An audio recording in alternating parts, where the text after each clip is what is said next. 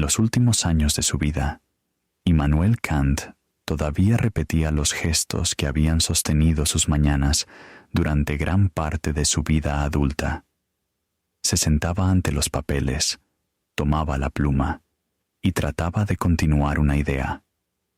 La rutina todavía podía conducirlo hasta la mesa, pero ya no garantizaba que una frase llegara a completarse.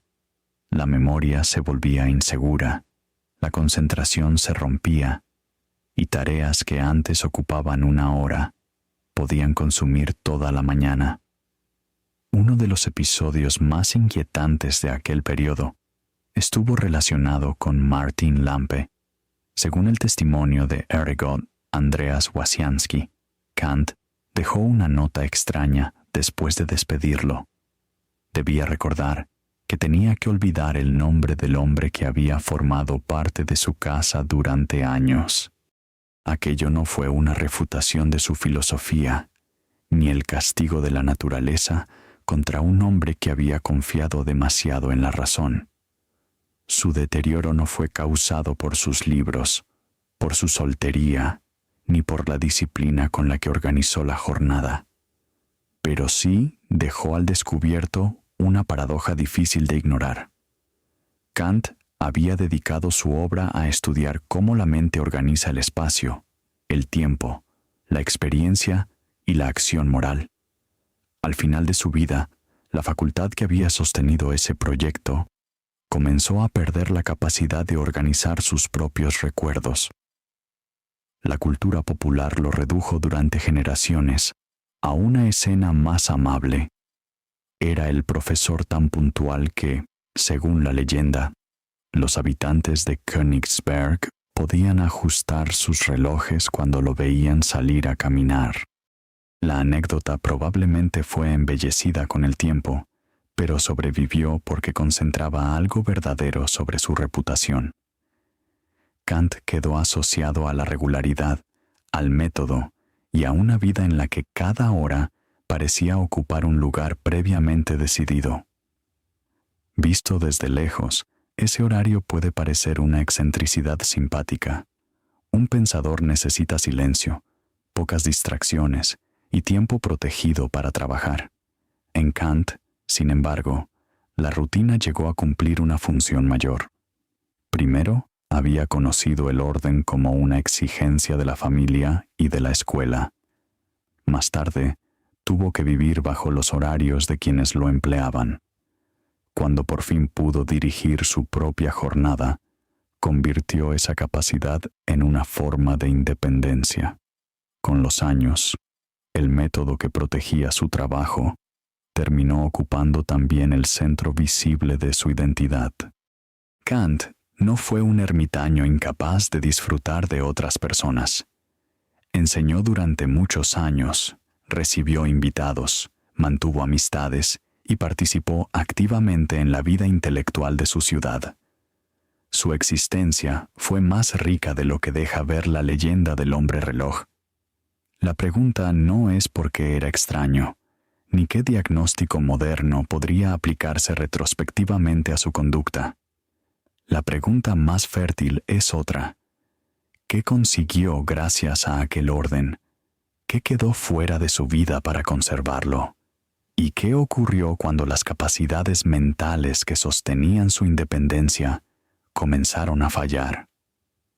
Las fuentes no permiten diagnosticar a Kant, ni reconstruir por completo sus motivos, pero algunos patrones plantean una pregunta incómoda.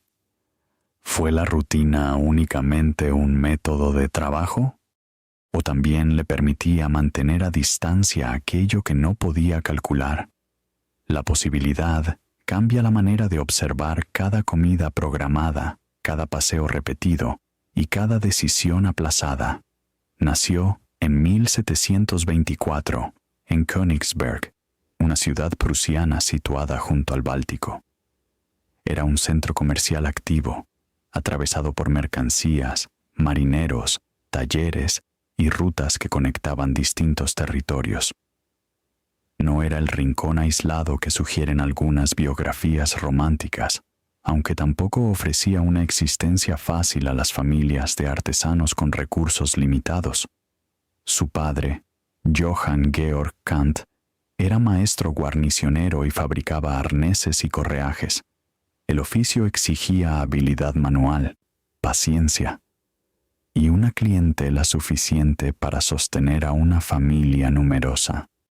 Los ingresos no garantizaban una comodidad constante. En una casa donde cada gasto importaba, la disciplina era una forma práctica de atravesar los meses difíciles, no una idea abstracta. La familia estaba profundamente influida por el pietismo, una corriente del luteranismo. Esta tradición daba gran importancia a la conducta cotidiana, la devoción personal, el examen de conciencia y la responsabilidad moral. Algunos relatos posteriores convirtieron aquel ambiente en un cuartel espiritual dedicado a suprimir cualquier alegría. Esa imagen es demasiado simple. El pietismo podía ser exigente y enseñaba que la fe debía demostrarse mediante hábitos, trabajo y vigilancia de uno mismo. Para un niño, crecer bajo esa mirada significaba aprender pronto que las acciones tenían consecuencias, que los impulsos debían controlarse y que la constancia formaba parte de la vida moral. La figura más cálida de sus primeros años fue su madre, Anna Regina. Los testimonios biográficos la presentan como una mujer creyente que alentó la curiosidad del niño y que le hablaba de plantas, del cielo y del orden visible en la naturaleza. Ningún recuerdo infantil explica por sí solo una obra filosófica entera. Sin embargo, aquella atención hacia el mundo muestra una dimensión distinta de la educación de Kant. Junto a la severidad, también existieron curiosidad, observación y afecto. Anna Regina murió cuando Immanuel todavía era adolescente. La pérdida fue real y profunda. Lo que no puede reconstruirse con la misma seguridad es la explicación psicológica que a veces se coloca dentro de la mente del joven Kant. No sabemos si entonces vinculó el amor con la vulnerabilidad, ni si su vida sin matrimonio nació de aquel duelo. Lo comprobable es que perdió temprano una figura central de seguridad y que creció en un paisaje marcado por la disciplina, la fragilidad económica y la incertidumbre. Esas condiciones no dictaron cada decisión futura, pero ayudan a comprender por qué el orden llegó a adquirir tanta importancia en su vida. Una lectura psicológica posible, imposible de demostrar, sería que aquella pérdida enseñó al joven Kant una asociación silenciosa. Lo más valioso también podía desaparecer sin aviso. Quizá no decidió conscientemente rechazar el afecto. Tal vez ocurrió algo más lento. Cada vínculo profundo podía recordar que ninguna conducta correcta, ninguna oración y ningún esfuerzo bastaban para impedir una pérdida. Bajo esa hipótesis, el orden no habría borrado el dolor. Habría ofrecido una forma de vivir sin quedar completamente expuesto a él. Poco después, continuó su educación en el Collegium Fridericianum, una institución conocida por su orientación pietista y por un programa riguroso. Allí estudió latín, religión y materias clásicas dentro de una rutina muy estructurada. El aprendizaje dependía sobre todo de la repetición, la memoria y el cumplimiento exacto de las obligaciones. Para un alumno intelectualmente inquieto, ese ambiente podía resultar sofocante. Con los años, Kant se distanció de varias expresiones rituales y dogmáticas de la religión. No se convirtió en un simple continuador del pietismo de su juventud. Rechazó parte del contenido, pero no abandonó por completo la forma.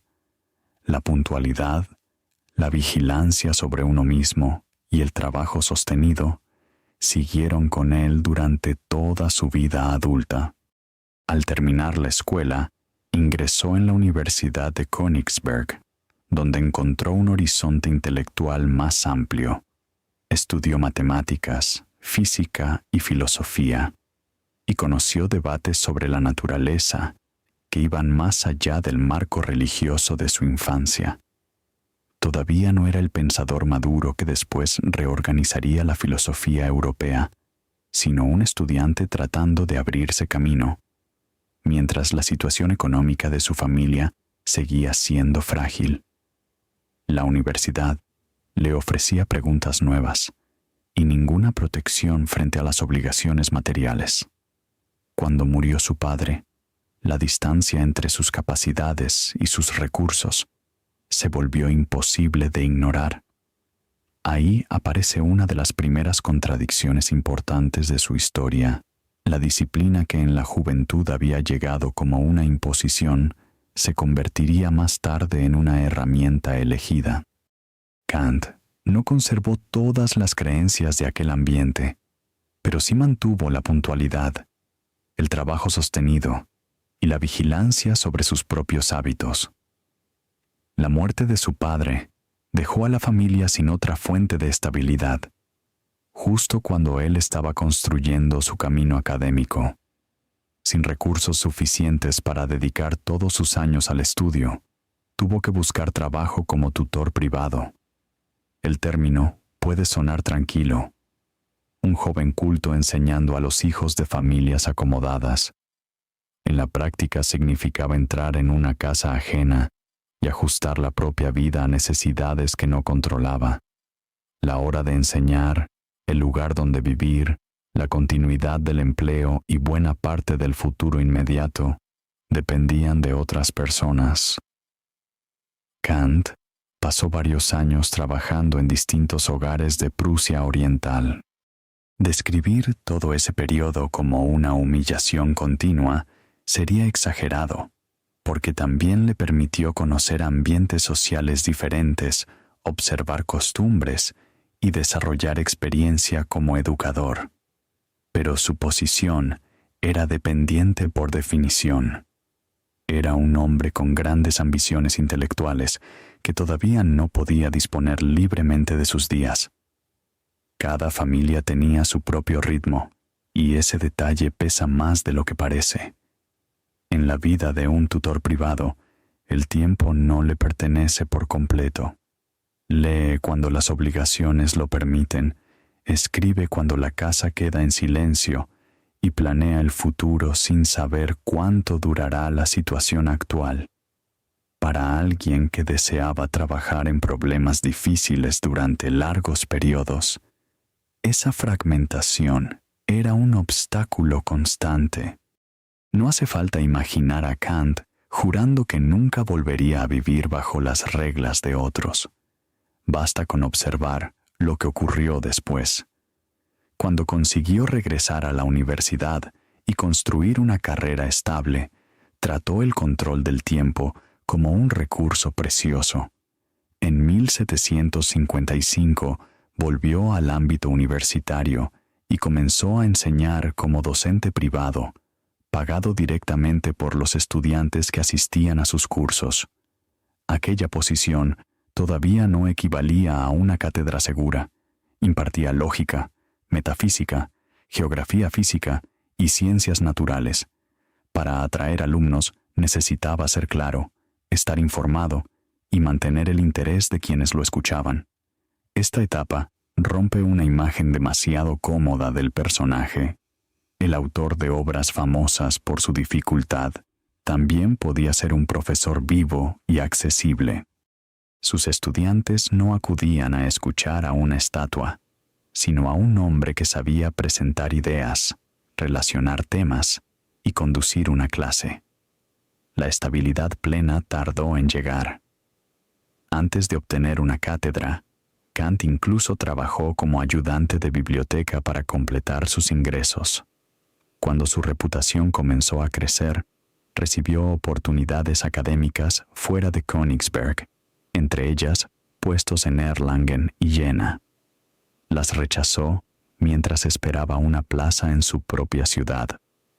Esa decisión muestra su fuerte vínculo con Königsberg. aunque las fuentes no permiten reducirla a un supuesto miedo personal a viajar. En 1770, obtuvo finalmente la cátedra de Lógica y Metafísica.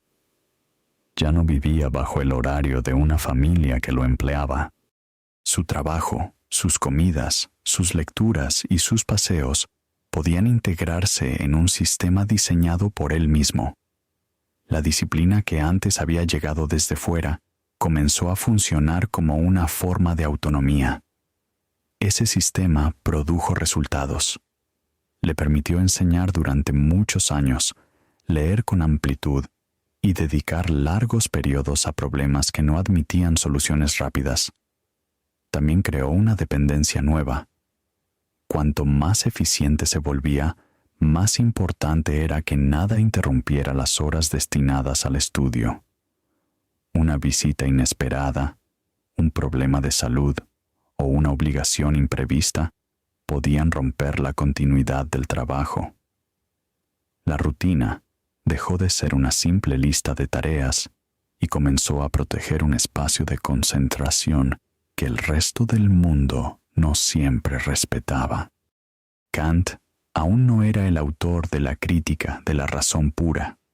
Tampoco había formulado el sistema moral que haría célebre su nombre, pero la forma básica de su vida adulta ya estaba a la vista. Pocas variaciones, trabajo concentrado y un uso cuidadoso del tiempo y de la energía. Lo que durante años había sido una carencia, no disponer plenamente de sus días, se convirtió en el centro de su independencia. Una vez que consiguió organizar la jornada según sus propias reglas, Kant llevó esa posibilidad mucho más lejos de lo habitual. La estructura diaria dejó de ser una simple herramienta y se convirtió en la forma visible de su independencia.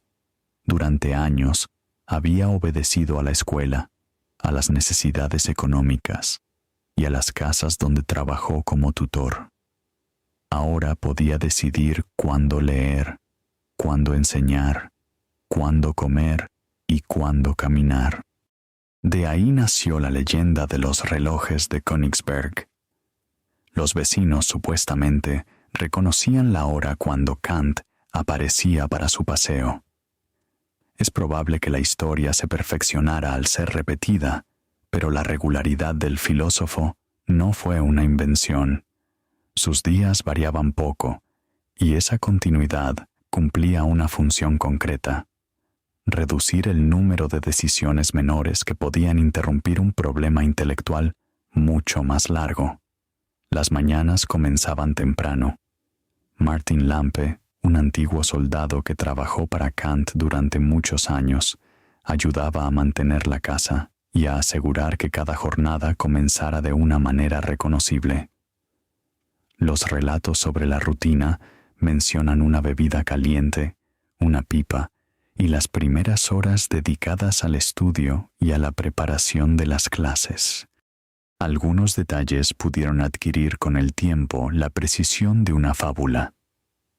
Lo importante no depende de un minuto exacto, ni del número de objetos sobre la mesa. Kant protegía las horas en las que su mente trabajaba mejor y evitaba que el comienzo del día quedara expuesto a la improvisación. Un horario estable elimina pequeñas negociaciones. No es necesario decidir cada mañana cuándo empezar, qué hacer primero o cuánto tiempo conceder a una tarea. La energía que otras personas gastan resolviendo esas variaciones puede dirigirse hacia un problema que dure meses o años. En el caso de Kant, aquella estructura permitió impartir cursos, leer sobre materias distintas y volver una y otra vez a preguntas que no ofrecían respuestas inmediatas. El beneficio era evidente. También lo era el riesgo. Cuanto más dependía del sistema, mayor era el coste de cualquier interrupción. Aquí surge una posibilidad más inquietante. Un sistema creado para proteger la libertad puede terminar convirtiéndose en una condición para sentirse libre. Quizá Kant ya no necesitaba la rutina solo para trabajar mejor. Tal vez necesitaba que el día conservara su forma para reconocer que seguía teniendo control sobre él. No existe una prueba directa de esa dependencia interior. Pero cuanto más exacto se vuelve un sistema, más amenazante puede parecer cualquier excepción. La herramienta que reduce el caos puede empezar, poco a poco, a definir qué parte de la vida parece tolerable. La jornada no estaba hecha de aislamiento absoluto. Al mediodía aparecía otra faceta del filósofo. Kant acostumbraba a compartir la comida con invitados, profesores, funcionarios, médicos, comerciantes, militares y viajeros.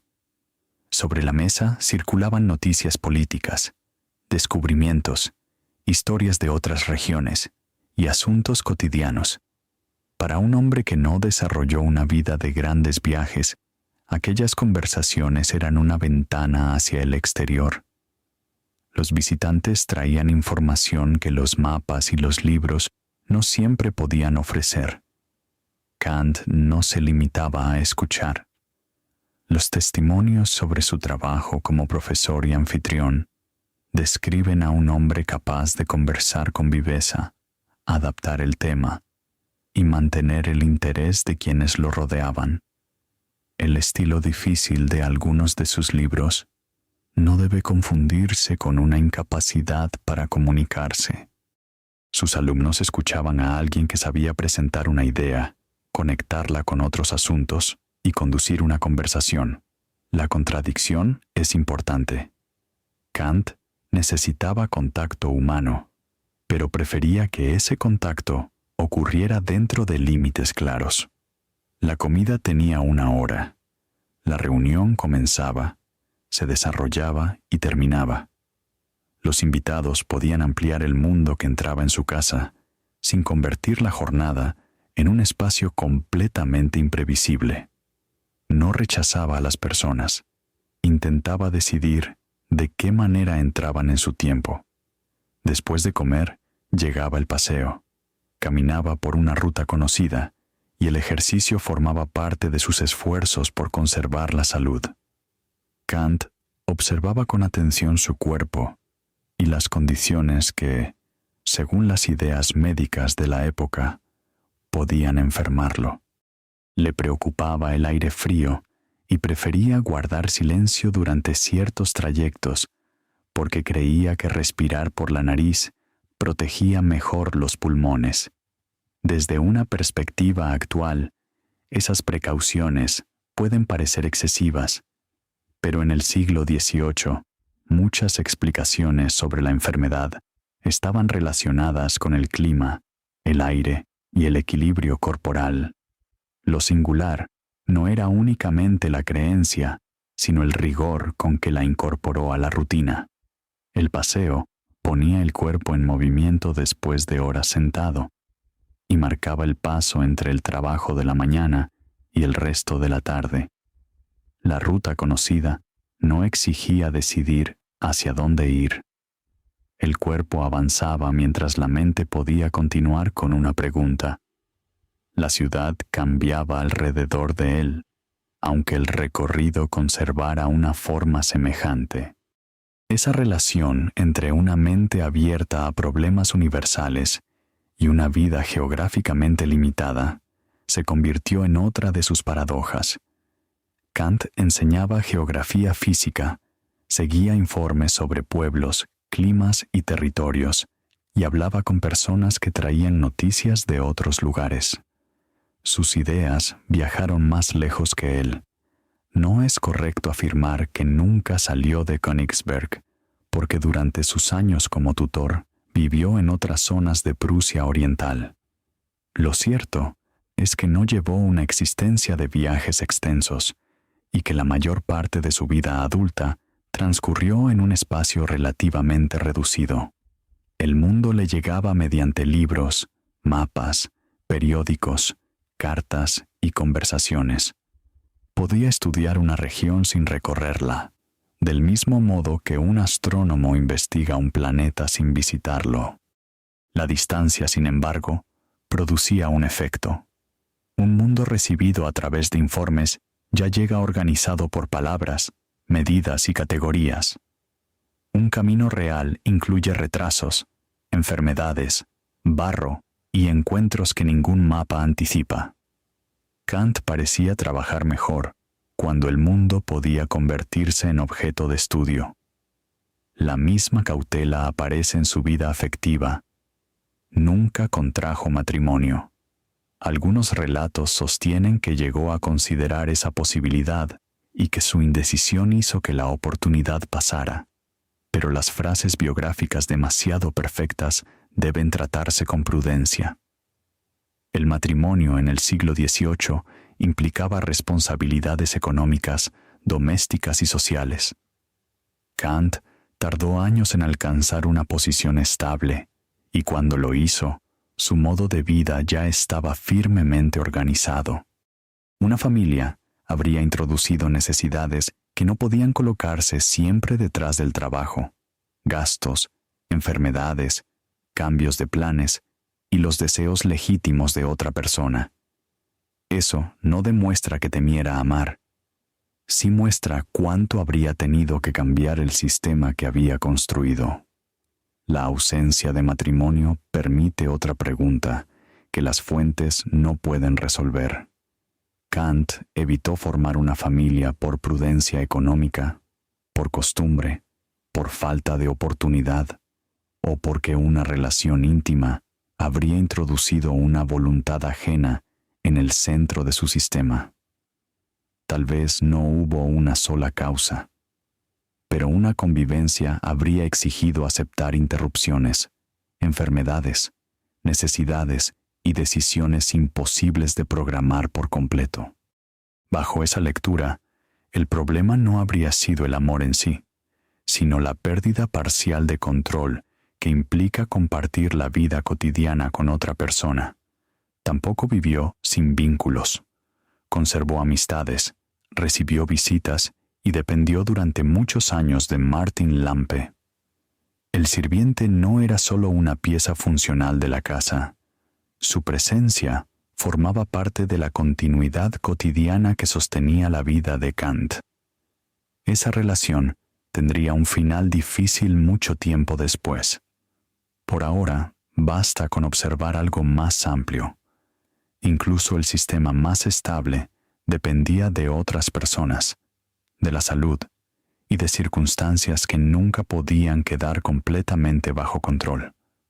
A lo largo de su vida adulta, Kant había reducido muchas incertidumbres mediante la rutina, el trabajo y un entorno conocido. Podía regular la hora de una comida, la duración de una caminata y el comienzo de una clase. Podía elegir qué libros leer y qué problemas colocar sobre la mesa. Lo que ningún sistema cotidiano podía decidir era qué idea llegaría desde fuera y alteraría todo lo que ya creía saber. A finales de la década de 1760, esa amenaza tomó la forma de una pregunta asociada a David Hume.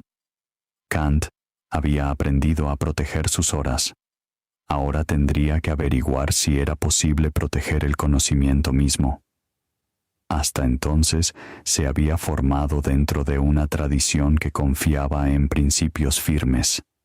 La naturaleza parecía obedecer leyes, las causas producían efectos, y las matemáticas ofrecían verdades que no dependían del estado de ánimo de nadie. Sobre ese suelo descansaban la ciencia y buena parte de la filosofía. Hume introdujo una dificultad que no podía resolverse mediante una jornada más disciplinada. Cuando una bola de billar golpea a otra y la segunda comienza a moverse, vemos un acontecimiento seguido por otro. Podemos repetir la observación muchas veces y esperar que la misma secuencia vuelva a ocurrir, pero no vemos la necesidad que obliga al segundo movimiento del mismo modo que vemos el color o la forma de la bola. vemos sucesión y repetición.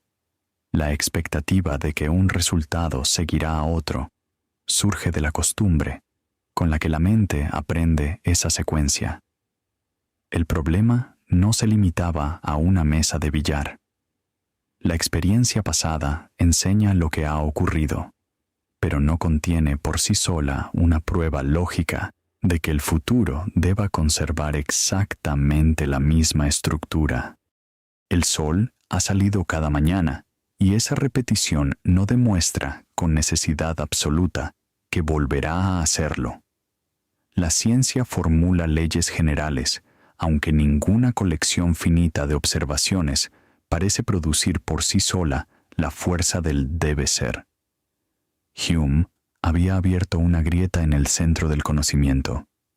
Kant reconocería más tarde que este desafío lo despertó de su sueño dogmático.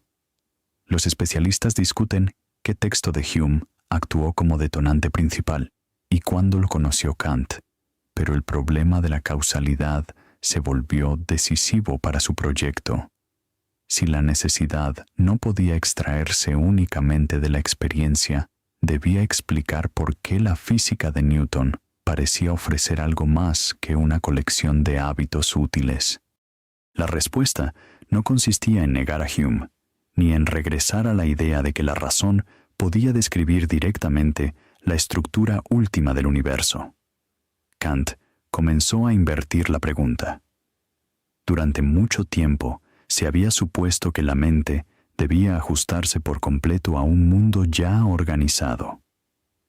¿Qué ocurría si la experiencia solo podía aparecer ordenada porque la mente aportaba parte de ese orden?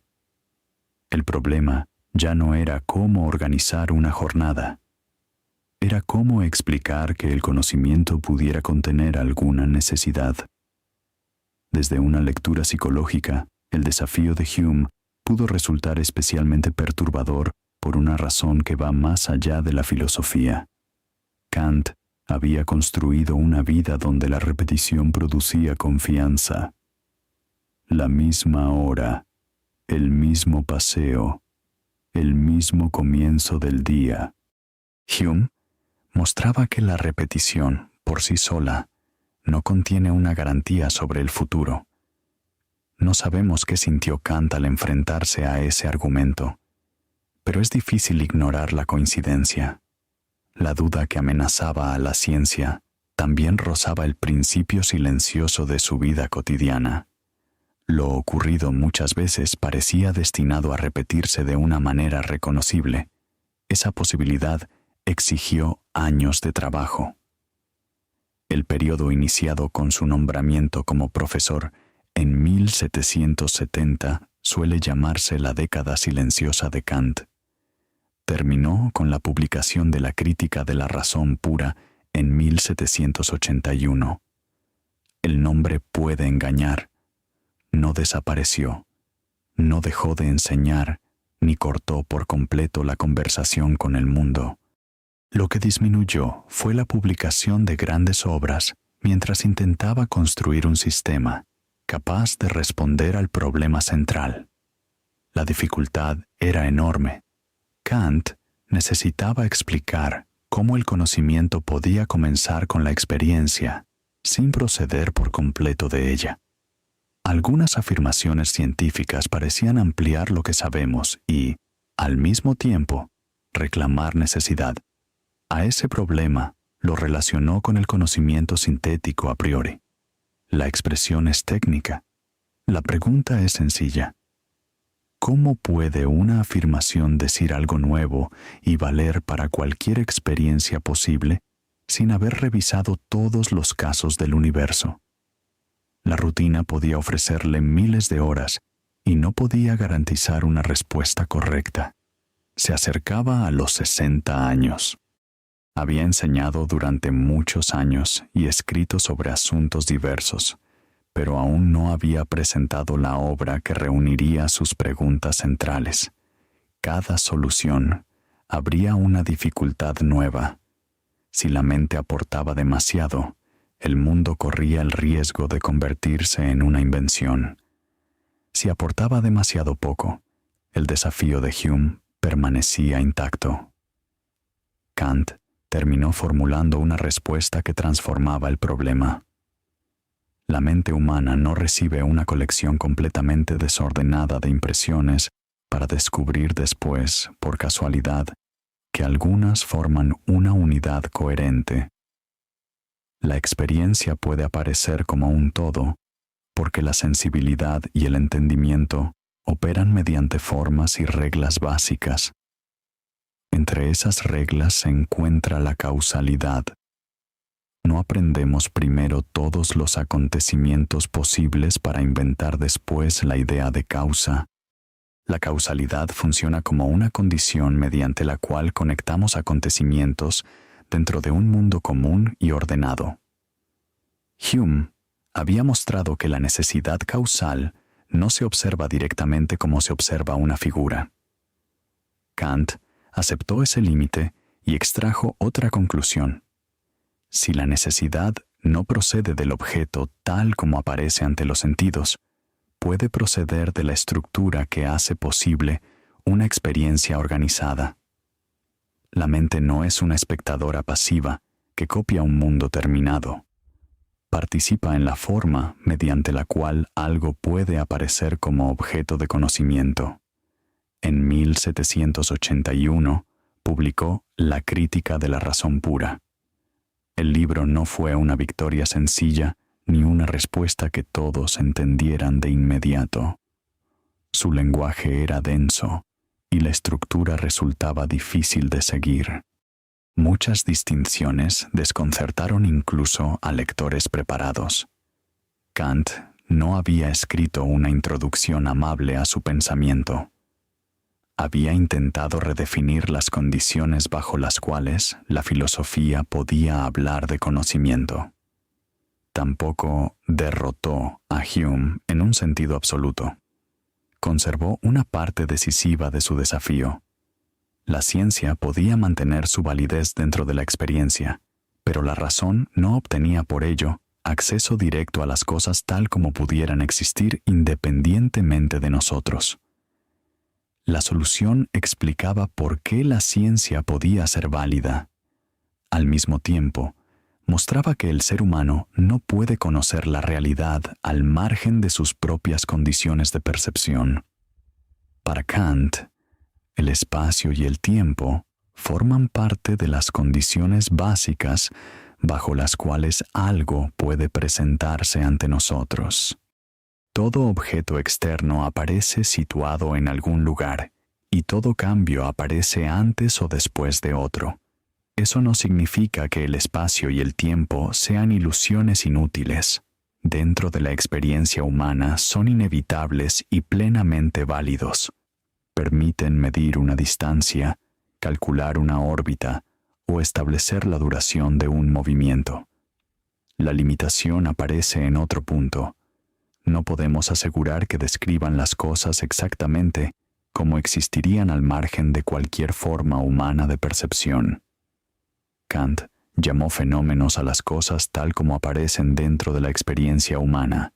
Una mesa es un fenómeno, y eso no la vuelve imaginaria. Significa que la conocemos bajo las condiciones mediante las cuales un ser humano puede percibirla y pensarla. La experiencia impone contenido, resistencia y correcciones. La mente no inventa a voluntad sus resultados. Kant no convirtió la realidad en un sueño privado.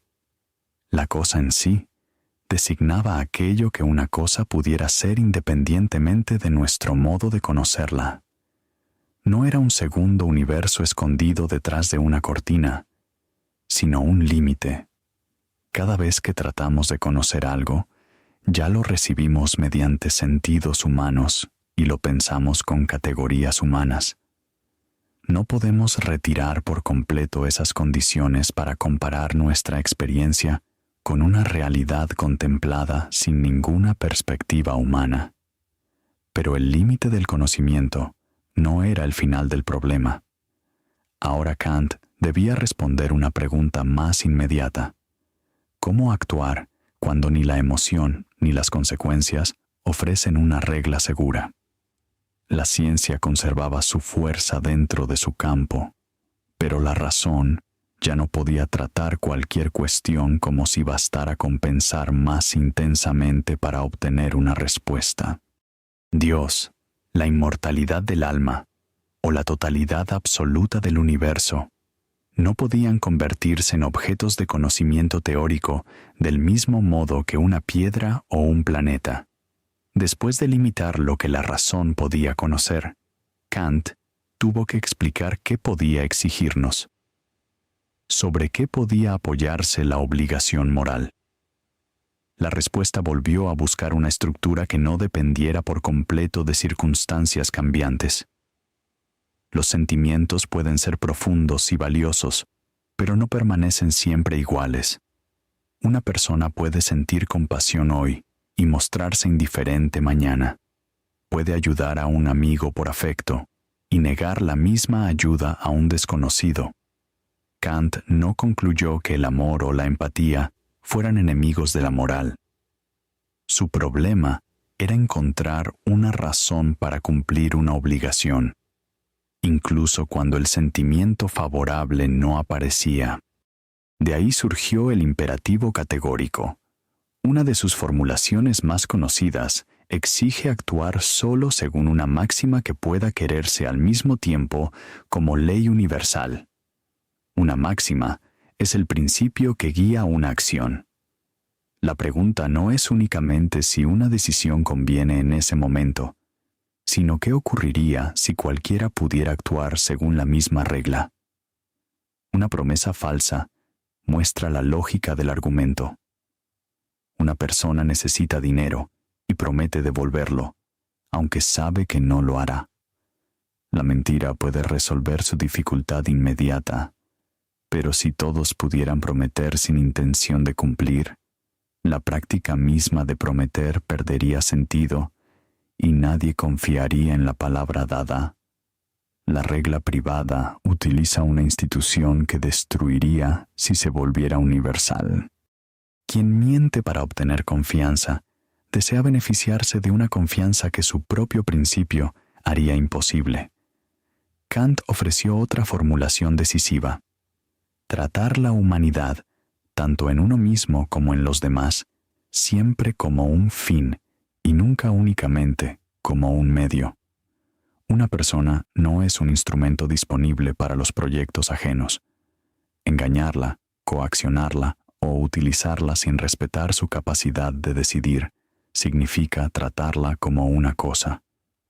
En este punto, la moral kantiana no busca una sociedad de máquinas obedientes. Coloca en el centro la autonomía y la dignidad de sujetos capaces de establecer fines propios.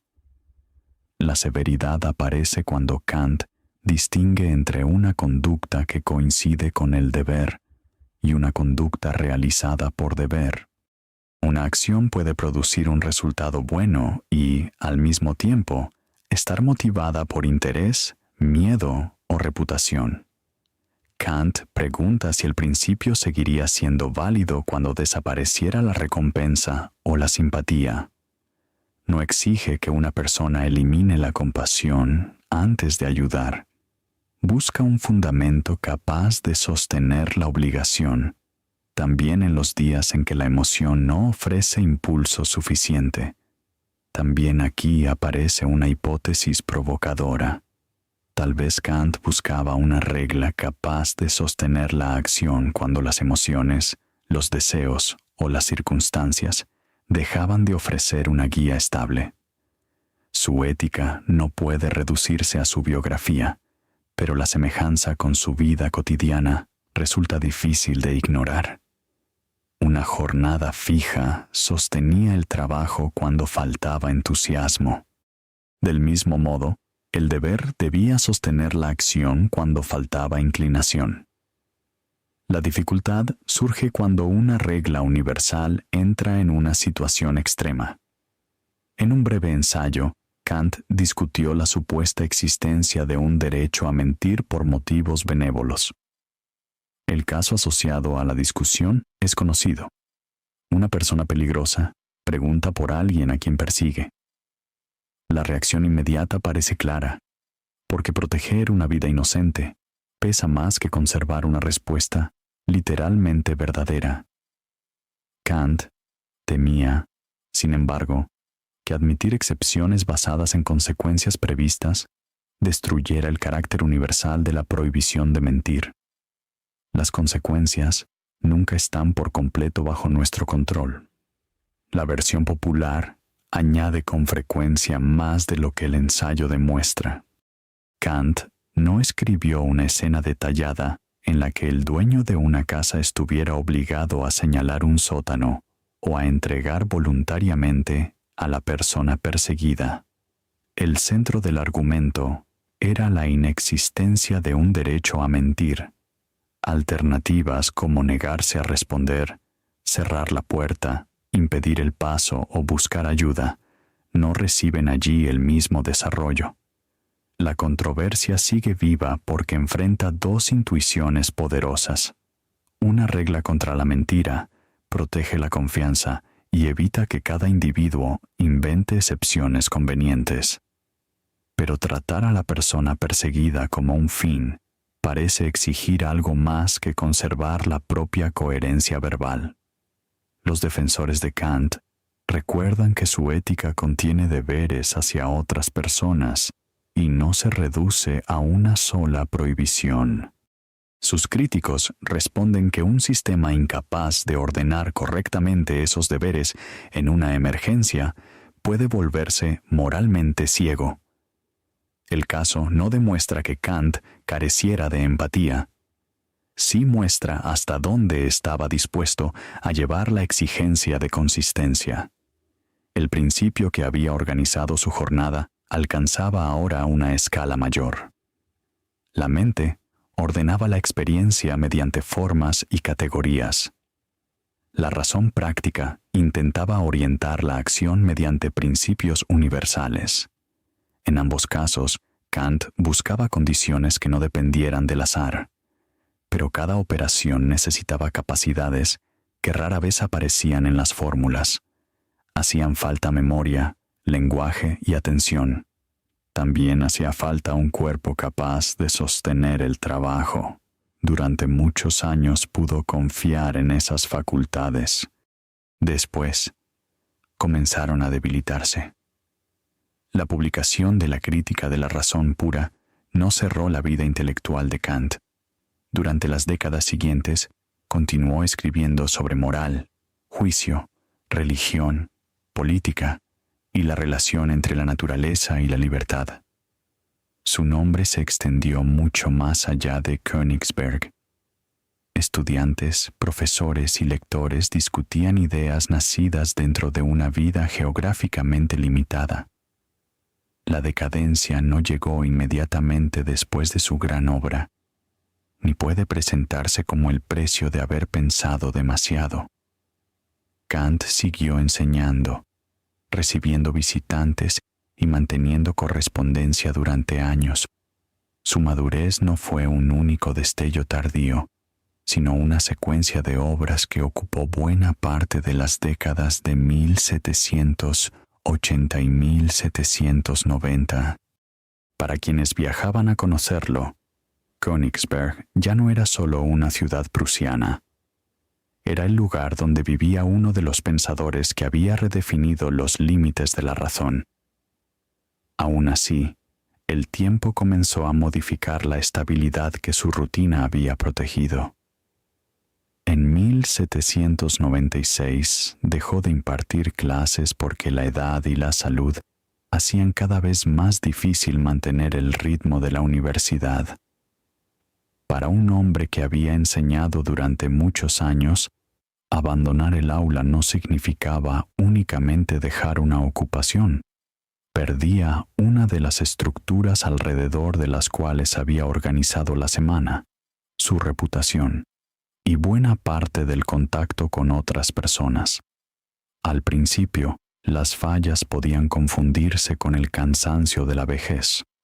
Una palabra tardaba en llegar, una idea no se completaba, y una tarea que antes exigía una hora, ocupaba ahora toda la mañana. Los relatos de sus últimos años describen un deterioro más profundo.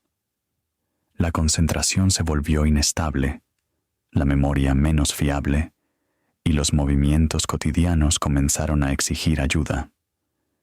Durante sus últimos años, Kant trabajó en un proyecto que debía establecer una transición entre los principios metafísicos de la ciencia natural y la física.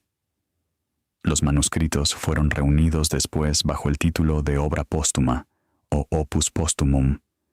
Kant no llegó a ordenarlos ni a prepararlos para la publicación. Algunos pasajes tardíos contienen fragmentos, repeticiones y señales de una capacidad cada vez más irregular. Sin embargo, el conjunto no puede reducirse al deterioro de sus últimos años.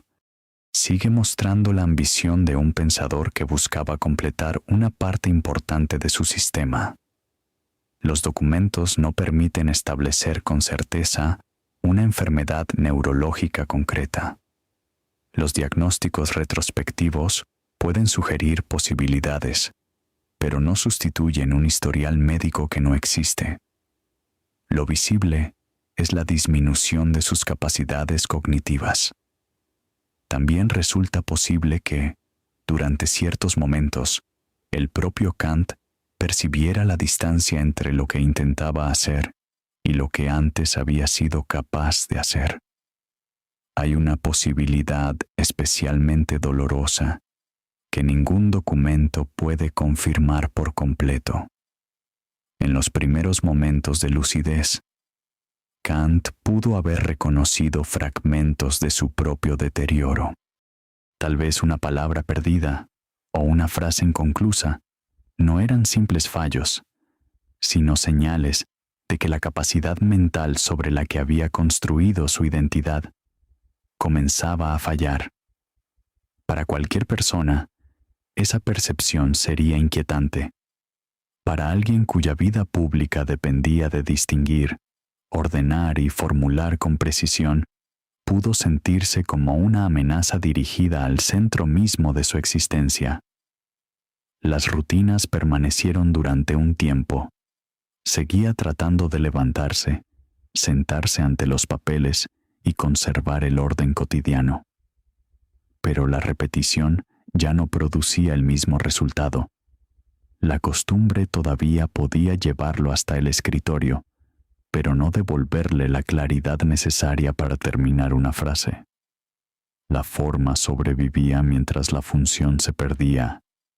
Hasta entonces había utilizado el hábito como una forma de autonomía. Ahora su propio cuerpo introducía interrupciones que ninguna regla podía anticipar. Ningún horario podía impedir ya los fallos de memoria ni la pérdida de fuerza. Incluso el paseo, emblema de su regularidad, dejó de ser una certeza. A medida que perdía fuerza y coordinación, necesitó compañía y recorridos más limitados. La ruta seguía allí. Quien ya no podía recorrerla del mismo modo era él. En ese momento regresó a la historia Martin Lampe.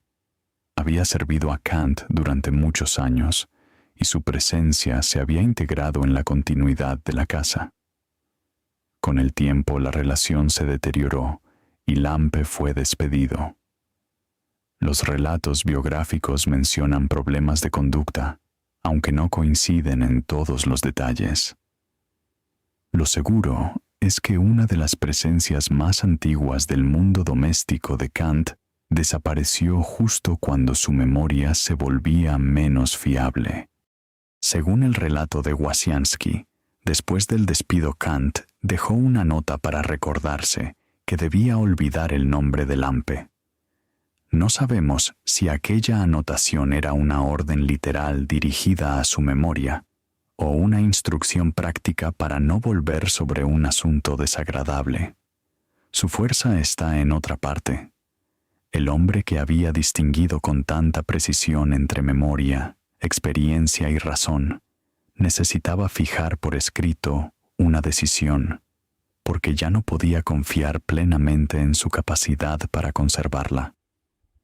La nota sobre Lampe admite una lectura todavía más oscura, aunque siga siendo solo una interpretación. Lampe representaba una parte del mecanismo cotidiano que había mantenido estable la casa durante años. Al despedirlo, Kant no perdía únicamente a un sirviente, perdía una pieza de continuidad justo cuando su propia memoria empezaba a fallar. ¿Quería olvidar al hombre o evitar el desorden que su recuerdo introducía? No podemos saberlo.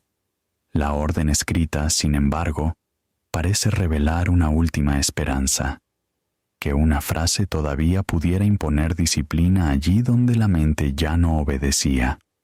La anécdota condensa la paradoja que aquel sistema cotidiano no podía resolver. Durante gran parte de su vida, Kant había usado reglas externas para liberar a la mente de decisiones menores. Ahora necesitaba una regla escrita para sostener una memoria que empezaba a fallar. El mismo método continuaba allí, pero la facultad a la que debía servir ya no respondía con la precisión de antes. Las pérdidas continuaron. Kant necesitó cada vez más ayuda para caminar y realizar tareas cotidianas, incluso durante las comidas. Las visitas encontraban a un hombre cuya cortesía podía permanecer, aunque la conversación se hubiera vuelto difícil. El profesor que antes guiaba una clase dependía ahora de otras personas para realizar acciones básicas. Su vida nunca había sido completamente autosuficiente, y en los últimos años esa verdad se volvió imposible de ocultar. La biografía popular suele transformar este periodo en un castigo poético, como si la naturaleza se hubiera vengado del hombre que quiso someterla a leyes. La imagen es potente, pero confunde dos cosas distintas. Kant nunca prometió que la voluntad pudiera detener la vejez. Su filosofía tampoco ofrecía inmunidad frente al deterioro físico. Sus últimos años no refutaron su obra, pero hicieron visible, de la manera más íntima, una de sus ideas centrales. La razón solo puede funcionar mientras existan las condiciones humanas que la sostienen. El 12 de febrero de 1804, Immanuel Kant murió en Königsberg. Tenía 79 años y estaba cerca de cumplir 80. La expresión alemana "es ist gut", es decir, está bien, suele atribuirse a sus últimos momentos. Como ocurre con muchas escenas finales, la versión depende de testimonios transmitidos después y debe conservarse con cautela. No necesita convertirse en una proclamación de victoria ni en una rendición consciente. Su brevedad basta. Durante casi toda su vida adulta, Kant había buscado precisión. Sus obras preguntaban qué puede conocer el ser humano, qué debe hacer y qué límites no puede superar la razón. Al final, una frase breve quedó asociada a un hombre cuyos libros habían necesitado cientos de páginas para formular cada distinción. Después, llegó el silencio. Decir que una de las mentes más brillantes destruyó su propia vida sería convertir una biografía compleja en una moraleja falsa. Kant no provocó con el estudio la enfermedad de sus últimos años. No existe una línea causal demostrable entre su rutina, su soltería o su filosofía y el deterioro de su cerebro. Una vida sin matrimonio ni grandes viajes tampoco es, por definición, una vida incompleta. La disciplina le dio algo extraordinario. Le permitió proteger el tiempo, desarrollar preguntas a lo largo de muchos años y producir una obra que cambió la forma de pensar sobre el conocimiento y la moral. Sin aquel orden, quizá la filosofía kantiana no habría existido en la forma que conocemos. Pero toda elección protege unas posibilidades y deja otras fuera. Kant colocó gran parte de su identidad pública en la capacidad de enseñar, escribir y organizar ideas. Cuando esa capacidad disminuyó, no desapareció únicamente una habilidad profesional.